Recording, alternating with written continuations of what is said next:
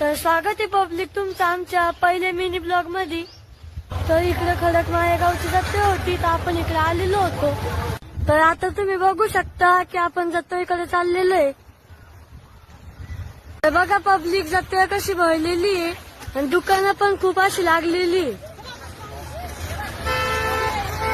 तर दुकानं बघू शकता तुम्ही कशी लागलेली आहे, मोठी मोठी।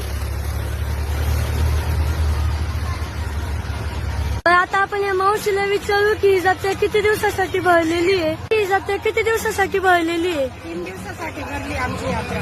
तर आता आपण मंदिराकडे चाललेलो आहे।